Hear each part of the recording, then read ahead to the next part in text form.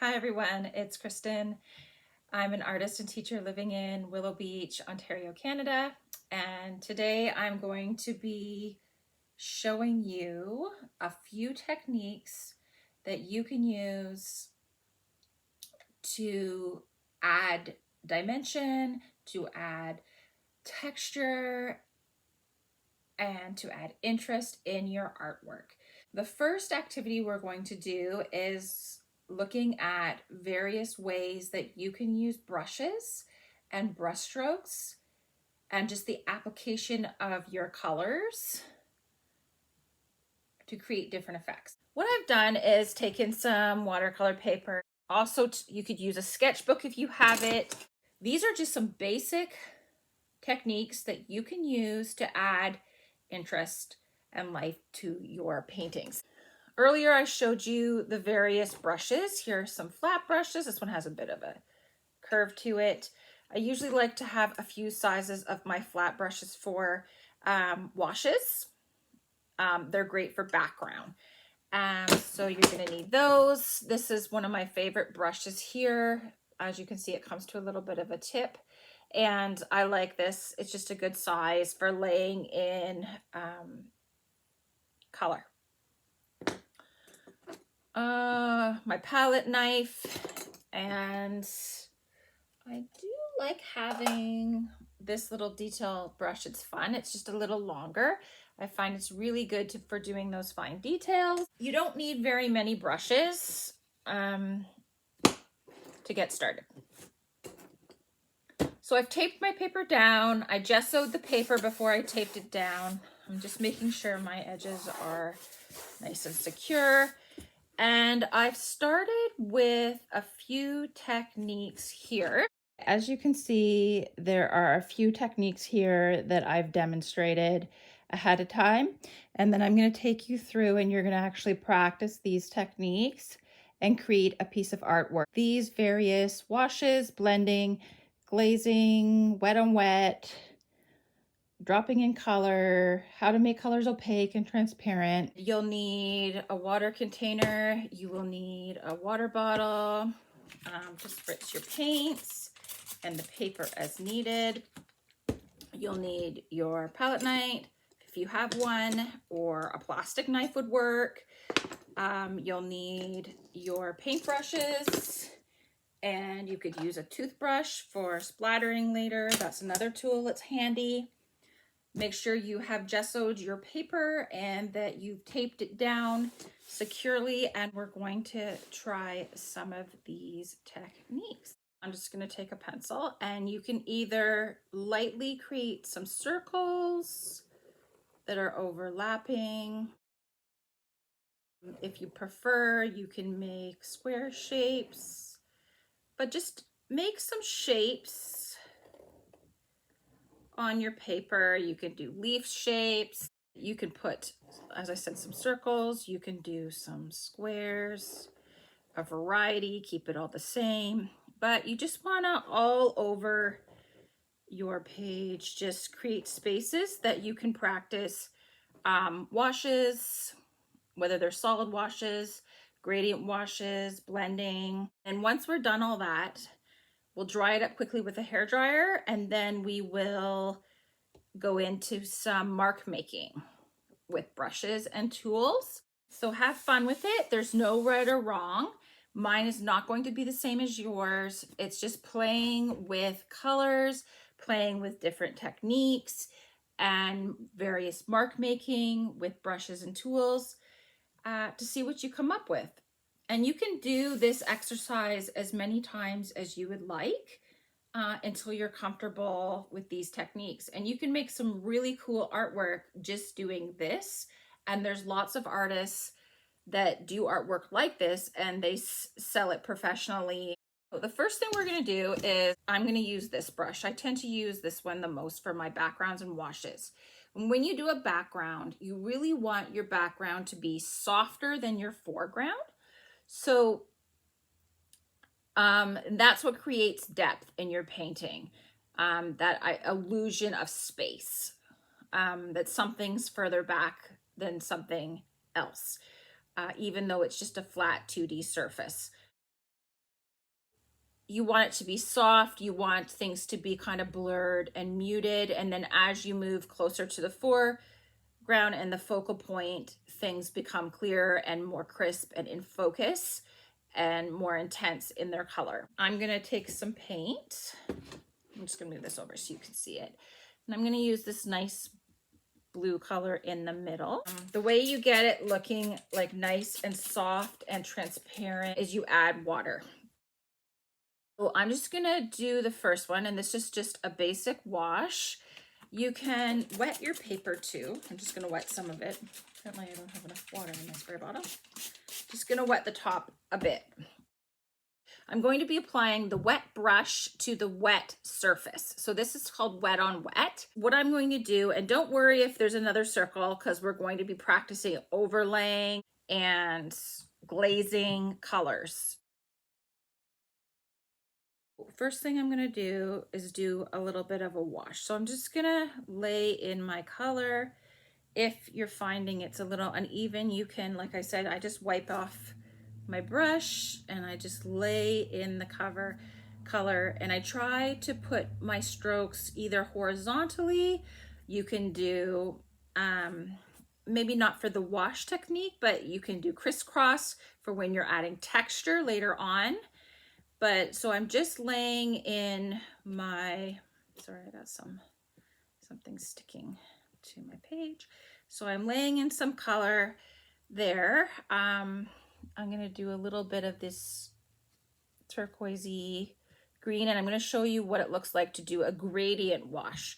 So a gradient wash is like this. You can see how I have created a wash of colors, but there is sort of like an umbra effect, or like it's a gradient of color.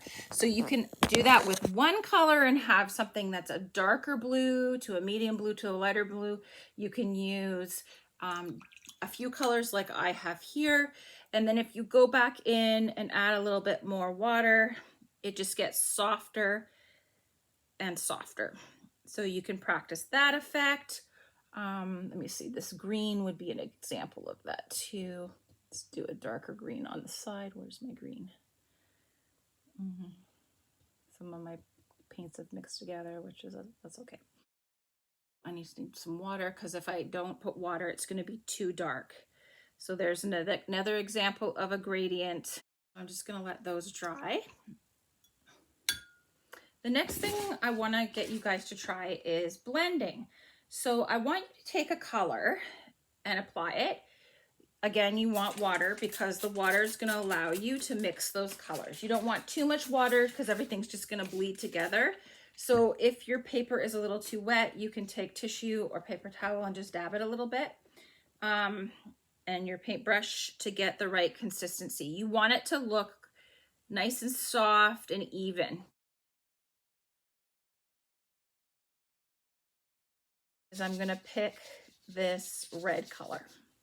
It's like a reddy pink color. And I'm gonna add it up here. So I'm gonna put my reddy pink color here on this side. This brush is, like I said, a bit big for this little circle. So I'm just gonna move down to a smaller brush. I've laid in this red color, and then if I want, I can just add a little bit. Maybe I want to have it go out to more of a pink color. You're going to put the pink beside it. And then what I do is I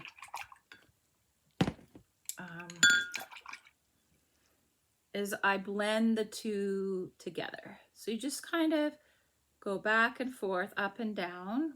So I'm doing this vertically for this shape, and take your color and blend it. Maybe I want to add a little bit more white. Add the white here, so I'm putting this sort of bubblegummy color here.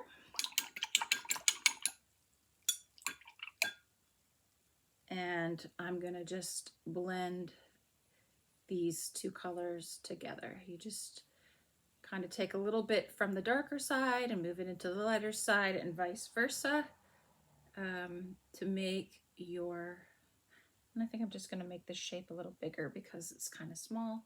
So I can just add it. I mean, you do what you want. It's your painting. So move this jar so you can see. So you can see that there is, I've blended the colors across here. You could do it in another section too. So let's see. Let's do a yellow. Okay, so I'm gonna add this yellow here to the side.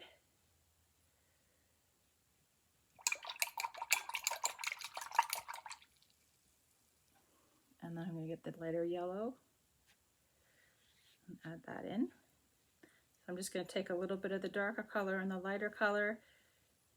You gotta do this while both sides are wet. If not, you're gonna have to add a little water, but this is what happens when you add too much. If you add water to your page, it'll work. But if you add too much water, things will just start blending into each other, which is cool too.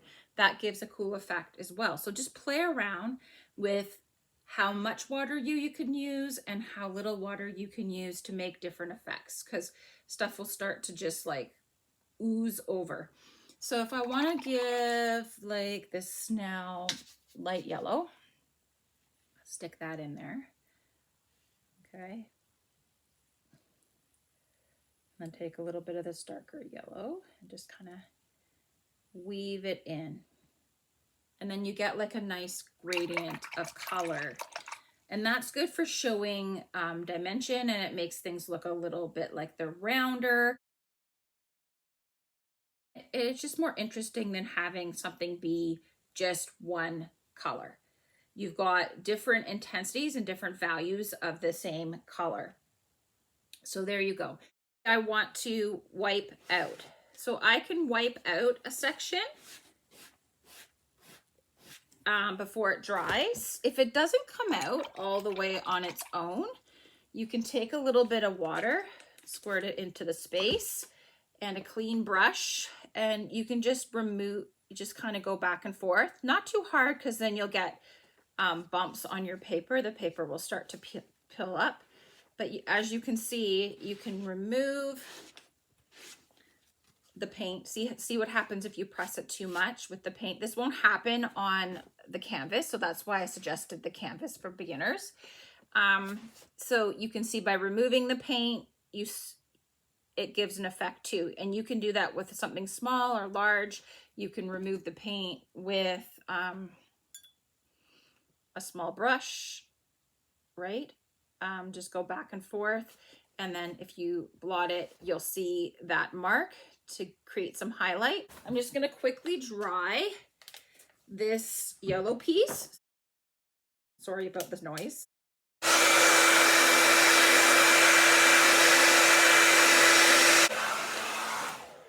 Okay, so you can dry that more thoroughly yourself just for saving time. Say I want to overlay some green on that, like a green wash on top. I can take that and add it over, and you can see the other color through.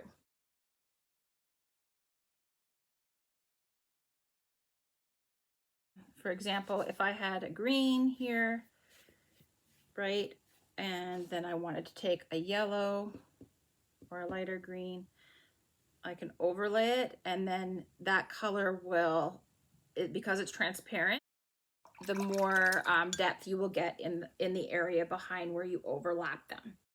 As you can see, I've shown some ways that you can overlay colors, blend colors, remove paint, do gradient washes, and just solid washes. The other thing I wanted